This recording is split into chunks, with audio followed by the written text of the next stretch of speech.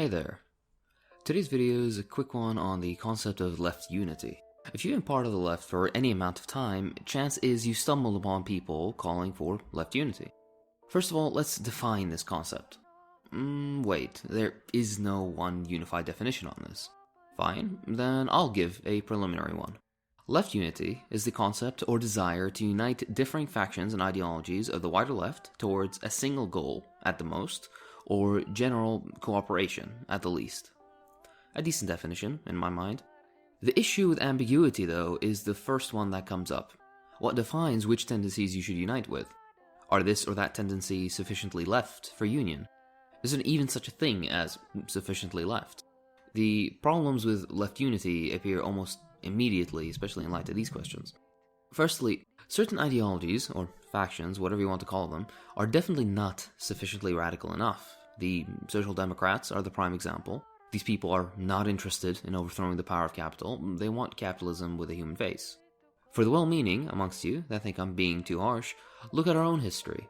Every time any revolutionary organization attempted to unite with Social Democrats, at best got an unsteady and unreliable alliance, and at worst, outright betrayal, which is the most frequent course of action historically. This is the largest unsavory group, in my mind, of the quote-unquote left we with more radical beliefs should actively avoid uniting with, unless it's to recruit and educate, but more on that later. So yes, there is such a thing as sufficiently left, or better to say radical, anti-capitalist. I'm not making a theoretical point here, I'm trying to talk in concrete. From this category, what do we have? Well, you have the Marxist-Leninists and related groups, Maoists and whatnot. You have anarchists and their related groups, anarcho-syndicalists, etc., and the quote-unquote democratic socialists. Can all these groups work together, unite on one single point, establish a party, what have you?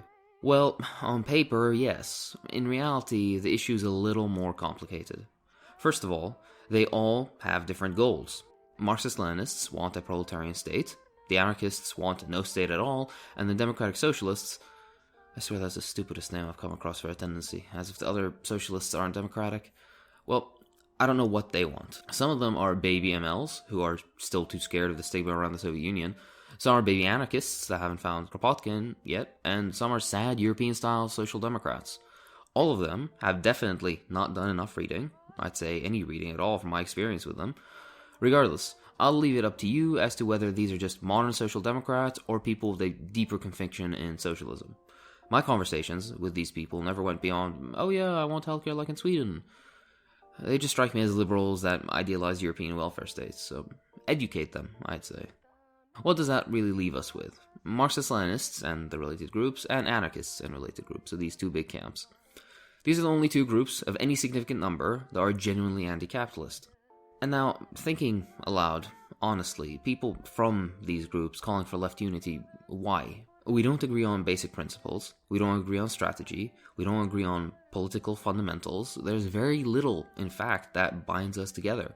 If one of you wants to, say, advance a program of conquering state power in order to wield it for socialist construction, I'm talking in the abstract sense right now, while the other wants to simply abolish the state in one stroke, where can there be any reconciliation between these points? It's impossible to merge the two positions, so already you're starting off on shaky ground. Moving into questions of authority, hierarchy, economic organization, etc., the divide only gets wider. Does that mean that varying trends of the left shouldn't ever work together? No, of course not. A united front is useful in some cases, and in other cases, maybe temporarily, you'll share the same goal, so you could work together.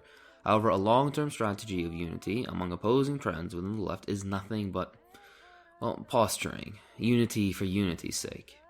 Another thing that I see is that, under the name of left unity, what certain groups really want is not to be criticized.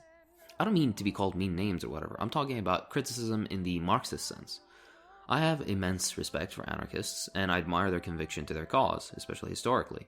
But at the end of the day, I chose Marxism-Leninism over anarchism for a reason. These reasons are rational, and based on what I perceive to be the incoherency of anarchist political strategy. This is not being mean, nor is it an attempt to quote-unquote silence anarchists.